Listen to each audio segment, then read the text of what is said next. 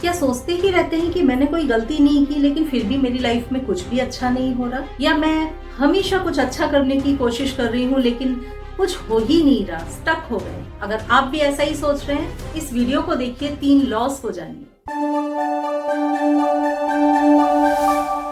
प्यार भरा नमस्ते।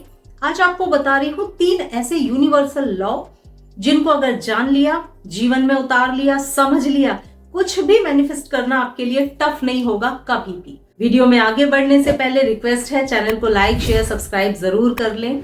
मेरे साथ कनेक्ट रहें। दोनों ही चैनल पे वीडियोस मैं हमेशा देती ही रहती हूँ। दोनों चैनल को लाइक शेयर सब्सक्राइब करना मत भूलिएगा। आगे बढ़ते हैं।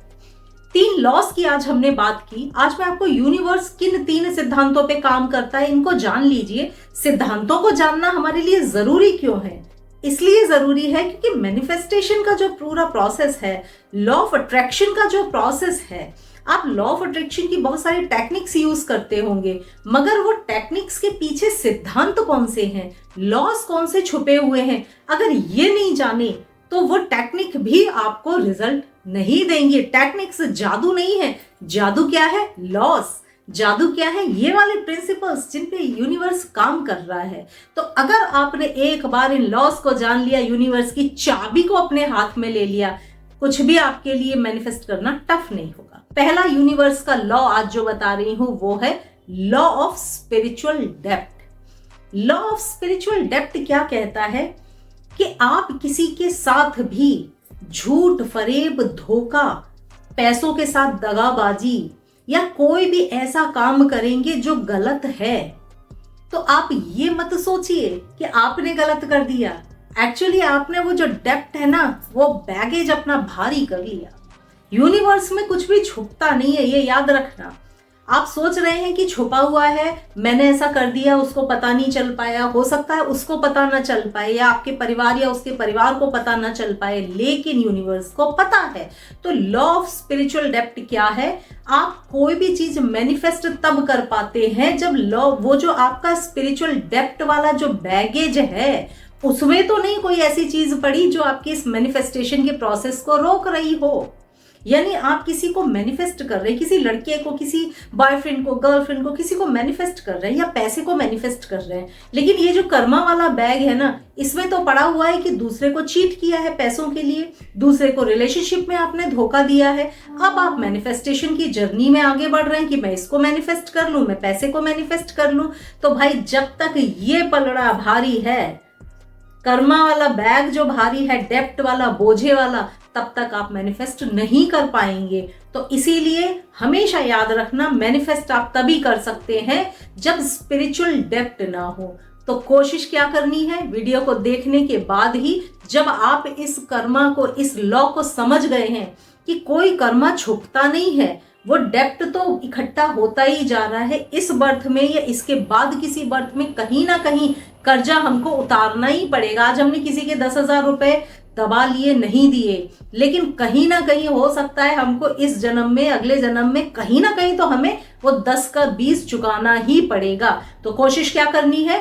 जो लॉ ऑफ डेप्थ के तहत कोई भी ऐसा कर्जा इकट्ठा नहीं करना जो आपकी लाइफ को स्पॉइल कर दे। ठीक है? तो आज से नो झूठ, फरेब, धोखाधड़ी, कुछ भी नहीं। ठीक है? दूसरा लॉ क्या कहता है? Law of hidden eyes. ये भी इसी से जुड़ा हुआ है। भाई, आप झूठ फरेब किसी के साथ कर रहे हैं, आप सोच रहे हैं कोई तो देख नहीं रहा है, मैंने चोरी थोड़ी सी कर ली, किसी का सामान निकाल लिया, किसने देखा? किसी ने तो देखा नहीं। भाई, ये मान के चलिए, 4 दीवारी में भी आंखें हैं, हर दीवार पे आंख लगी हुई है। जब आप ये मान लेंगे ना कि यूनिवर्स की छुपी हुई आंखें इधर भी हैं, इधर भी हैं, इधर भी हैं, सब तरफ हैं, तो हिडन आईज, ये लॉ क्या कहता है? यूनिवर्स की हिडन आईज हैं जो सब कुछ देख रही हैं।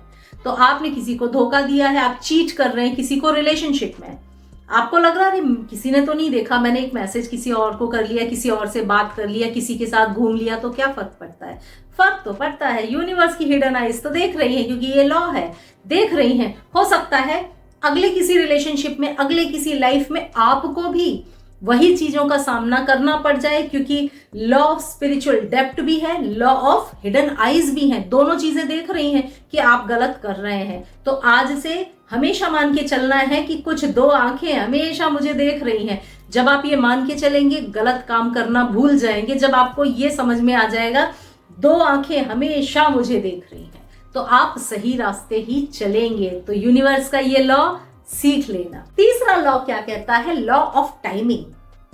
तीसरा लॉ ऑफ टाइमिंग क्या है?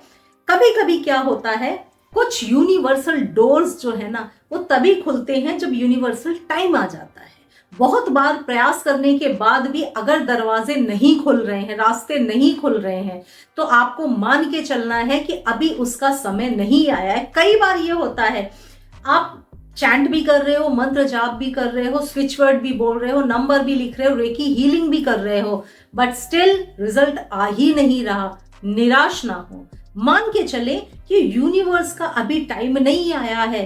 कुछ दरवाजे ईश्वर ने अपने हाथ में ही रखे हैं, वो दरवाजा तभी खुलेगा जब उनकी सुप्रीम पावर की जब मर्जी होगी। तो इस चीज को एक्सेप्ट कर लीजिए। बहुत प्रयास के बाद भी कोई काम ना हो तो सरेंडर कर दो, जैसी प्रभु आपकी मर्जी।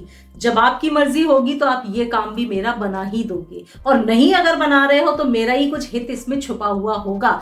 तो ये लॉ है, कुछ डोर्स तभी खुलेंगे जब उनकी मर्जी होगी, याद रखना। तो ये है 3 लॉ, यूनिवर्स के लॉ। तीनों को जानिए और अपने जीवन में उतारिए। जीवन को आसान बनाना है ना, तो इन सारी चीजों को अप्लाई धीरे धीरे करते जाइए। अगले वीडियो में फिर से मुलाकात होगी। प्यार भरा नमस्ते।